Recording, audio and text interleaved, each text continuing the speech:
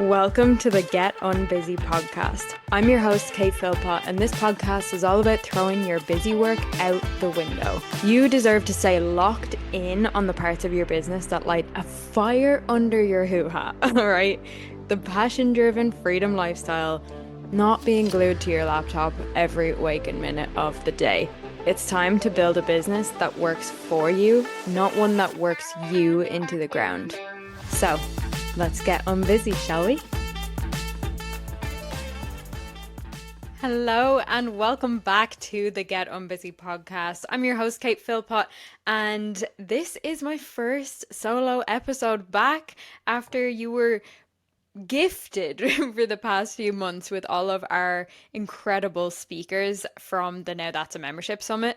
We're gonna be off the summit topic first, but I felt like this is such a huge thing. It's a huge thing that I did that it's so huge that I'm like, you need to hear the insights that I've had about this entire experience as a productivity strategist, because as business owners, we've always got something big, something, whether it's a big launch or an event or something big that we want to do that's maybe a massive project that requires a lot of work. And I just want to give you some insights on what I would definitely not do again, to be honest. So I went right through the mud and came out the other side, baby. I hosted my first summit. This is something that I wanted to do for years, honestly, 2 to 3 years, I would say, since I first heard of the concept of a summit. There were, in the past few months, highs, mediums, lows, and I just wanted to put this episode together as a word from the other side to anyone who ever does want to run a summit, especially as an entrepreneur, what I would definitely not do. And based on, obviously, I'm coming from the negative side of things here, but I do just want to say, so many incredible things came from this summit, so many incredible connections and benefits overall, not just for me, but for my speakers and for our lovely attendees. So I don't want this episode to take away from that. But what I will say is it was tough. This was like my on season, as if I were a literal elite athlete. That's what I felt like. It brought me back to the pre-systems way of operating, where I was working late nights, weekends, disconnecting from other areas of my life, such as my relationship, creative writing, fitness, these other things that actually bring me a lot of joy and make me feel like a full human rather than just as I say, like a workhorse. So let's dive into this, right? The absolute first thing that I would not do again is run it on a 90-day timeline. You would think that 3 entire months is more than enough time to set up, organize, and run a summit. It's not. Not if you're on your own and it's your first summit. I do think that obviously every subsequent summit will always be easier. But I'm not gonna lie, like it nearly broke me. My health, my relationship, and my creativity took quite a hit. Next time, I will be running a summit on like a 4 to 5 month timeline just to give me that breathing room. So it was tough. I know it was tough, but it was my first summit. Every future summit will be easier. There'll still be a big project, but not so much that it turns like my entire life and sense of self upside down. So that's the number one thing, is I would just give myself more time. I think part of me, well, you know what? I actually did originally commit to a 120-day timeline. I just didn't realize how hard I would need to go so soon in that 120-day timeline to make that actually feel sustainable. Because when I started reaching out to potential speakers and stuff, that was like 4 months before the summit. I felt like I had loads of time. Maybe I got a little cocky with how much time I felt I had. I even felt a bit ridiculous reaching out to some speakers because it felt so far away. But I'm just going to remind my future self like that there's no too early There really isn't. I know of people in the industry who are planning summits for like next year who already have speakers lined up. There is no too early when it comes to something like this. So, gonna just let that one go for next time. All right. The second lesson here is I would not run my summit when 3 to 4 other big B2B summits were on around the same time. Okay, part of this is like, can you really predict these kind of things? No, you can't. You can't predict these kind of things. Um, just to give some context, there was a huge summit on the same topic of memberships only 3 weeks before mine. And that one already had a lot of brand awareness because it had run the year before as well. There was also a summit that I was even speaking at, which was taking place the week before mine. Side note, I wouldn't do that either, to be honest, because I would rather keep my email marketing clear with a single runway of where I'm sending people. Of just my own event, since there's just so much promo that's going into it. The other thing is there were 2 other big summits happening the week of. One of them was AI related, which is obviously a hugely hot topic that I think is probably where most of my ideal, attendees would have gone to rather than my summit. Just because the numbers, I will be honest, like the numbers were lower than expected. And I do have a sneaking suspicion that it's because of this high level of competition that was happening at the time. And then the other one was around offer suites and stuff like that. So, hey, when I saw the one about offer suites, I was like, I want to speak at that one. And then I realized it was literally the same week as my summit, which was already planned and already had speakers locked in and stuff like that. So I was like, oh, okay, I guess not then. Yeah, so side note, I heard about all of these other summits about a month into my own summit prep. So, yes, I did have speakers confirmed, the dates were set. I had actually already moved my summit because of, so the summit that happened the week before mine, that was actually gonna be my week. But I saw that one was happening and I was like, okay, I'm just gonna push it that week later. I could do with a bit more time anyway, and that was kind of before I had started reaching out to speakers. It was the other 3. Yeah, the 2 that were happening the week of, and the other one that happened about 3 weeks before. I found out about all of them around the same time. It was like, a month into my summit prep. So there wasn't, well, it's not that there wasn't much that I could do. If this were to come up again, I think I would actually change my dates and push it another few weeks later just to create that distance between. Yes, that does impact speakers who have already agreed, but I do just think as long as that's communicated early, it shouldn't be a problem. And if I say, hey, look, this is the situation just for the overall benefit of everyone involved, and so that your return on investment of your time can also pay off, I'm going to push this like 2 to 3 weeks later, whatever the new dates I decide are. I do think that had a big impact on the overall numbers this time, so I would do everything in my power to avoid that next time, because since it's such a huge project, you don't want something like that to make all of your efforts seem, I don't want to say redundant, but seem like they don't fully pay off. So, and that goes for the host and the speakers and the affiliates. Like, it all ties in together. So it's not just me as the host. It's like it kind of has this knock-on effect on everyone.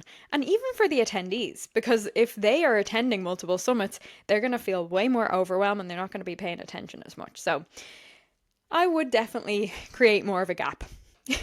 That's just what I would do. This time round, I was like, oh no, I've already got speakers locked in. Oh no, I can't change my dates now. It's too late. No, it's not too late. Like, change the dates. I think I'd rather do that. Okay, the next thing that I would not do is leave affiliate and speaker outreach till the last minute.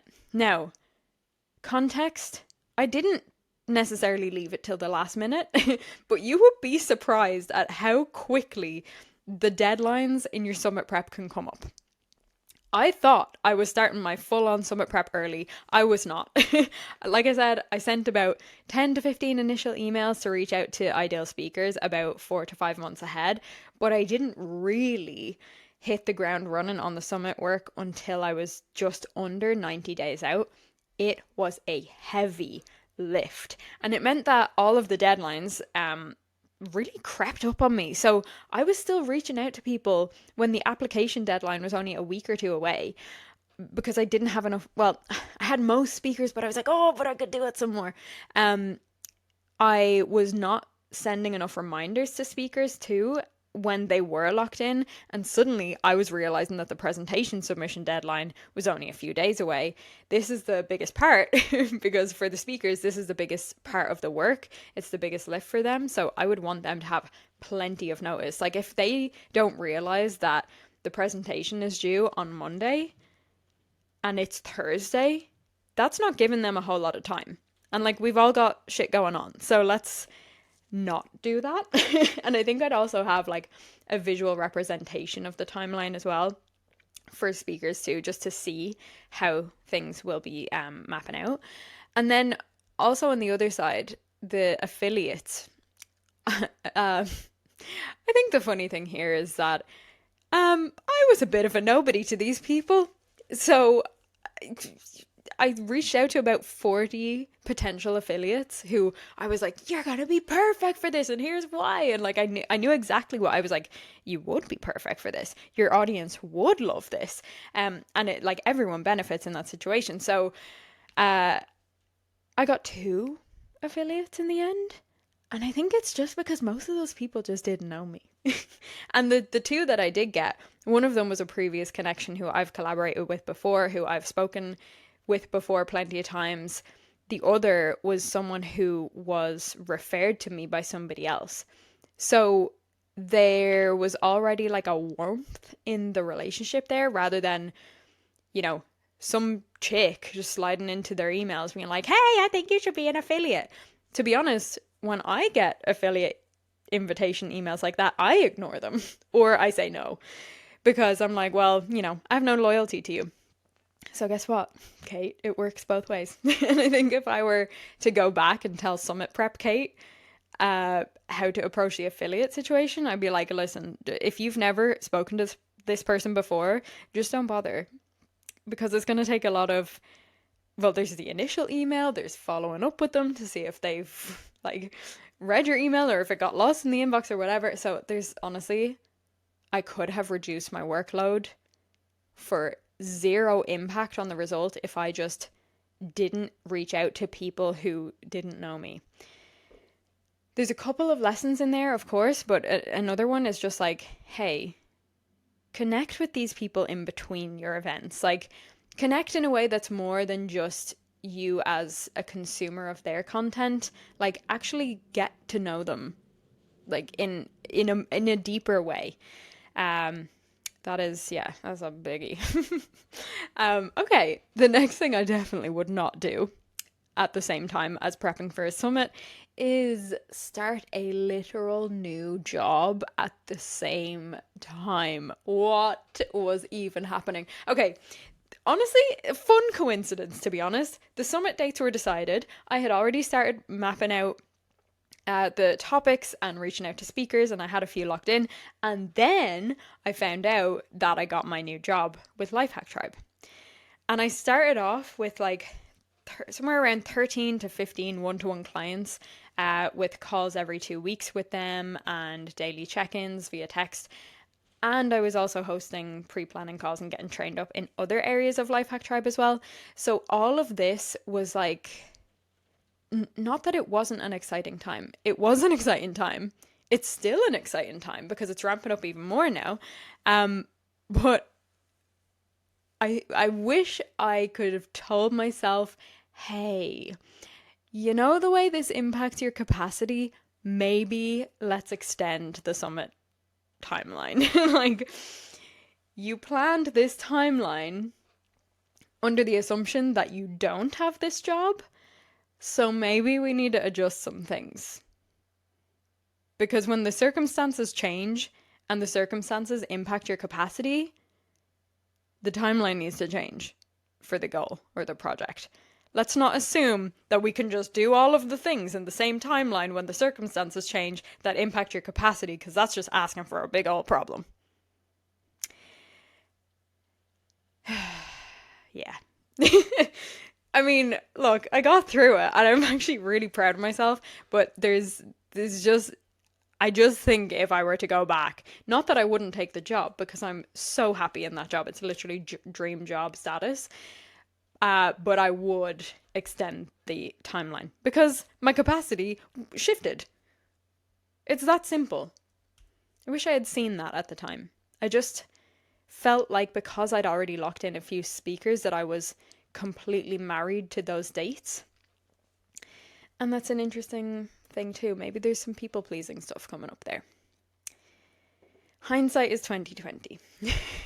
So let's talk about the last one I'm going to bring up here, and that's I would not handle every inbox and admin issue myself. Now, the interesting thing about this part is that I fully believed that Summit Week was going to be the heaviest in terms of admin, customer support, email management, stuff like that. It wasn't. Summit Week was like, I was looking around like, I don't have anything to do. Everything is scheduled. Like, I'm good. I literally, this is one of my favorite things actually about Summit Week was that it started on a Tuesday, and from the previous Thursday, my brother, his partner, and my new baby nephew, Casper, were staying with us because they were moving. And like I was spending time with my baby nephew that morning. Like I woke up on Summit launch morning. I spent 2.5 hours snuggling Casper on the couch. He was just sleeping on me. My brother put on some Liam Neeson movie, which I wasn't really watching, to be honest. I was literally just glued to Casper. He's so cute. At this point, he was 3 weeks old or something like that. So, and I literally spent 2.5 hours on day one of the summit, just cuddling my nephew. Not even looking at my phone, not even replying to like anything on Instagram, nothing like that. I was like not working at all. So my assumption beforehand was that Summit Week would be the most hectic, and it really wasn't. The most hectic was actually a month or two out. That's when I was like in my emails all of the time with speaker management or affiliate management or just general prep towards it.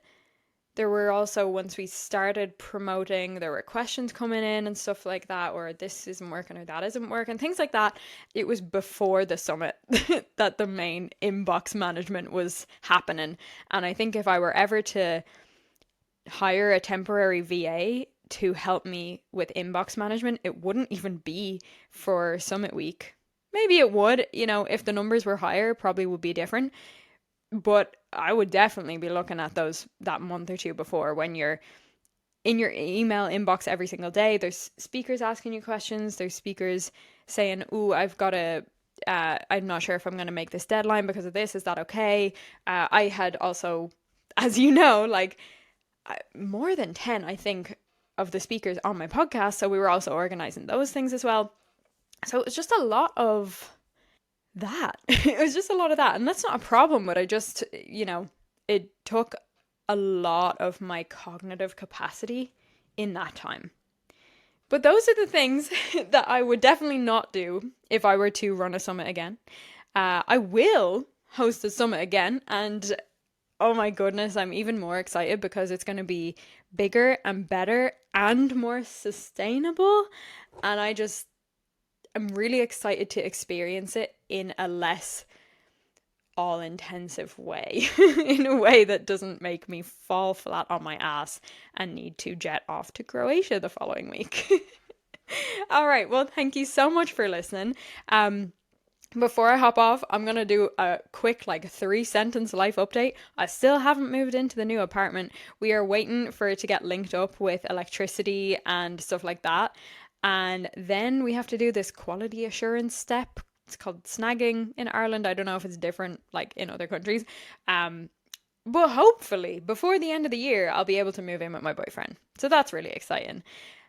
Last thing I'll say is you better get your ass into Work Smart Academy. This is the productivity and systems membership that is designed to get you to step into your ultimate work-life balance. We are going to be doing a lot of AI stuff in Q4. We're going to be streamlining a lot of tasks for you. And really, it's a membership designed for online coaches and creative entrepreneurs who are ready to feel fully in control of their time, energy, and their business. I know entrepreneurs do a hell of a lot of scrambling like an idiot, trying to do it all. If that is you, Work Smart Academy is literally the place for you. It all starts with the pyramid of productivity. It starts with crystal clarity. At the bottom of the pyramid, then we have productivity strategy, which is all of your time management, energy management, focus, stuff like that. Then we have systems right in the middle there with your SOPs and checklists, automations, AI, template banks, refinement. We know I love a good bit of refinement. It's about improving your funnels, your operations, your client experience, your offers in general.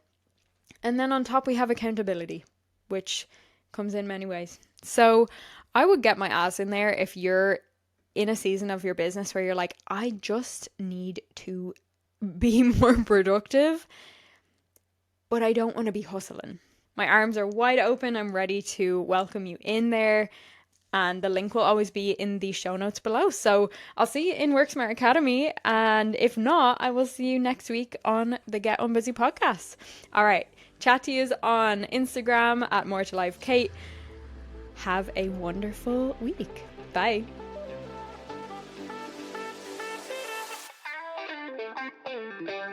All right, gorgeous. That's a wrap on today's episode of the Get Unbusy podcast. If you got some juicy golden nuggets from this episode, I want to hear about it. So take a screenshot, share it on your Instagram stories, and tag me at More to Life Kate, because your girl wants to know. And remember, you're an absolute powerhouse. You can create the life you've been dreaming of, and I can't wait to see you pop off. Chat to you soon. Bye.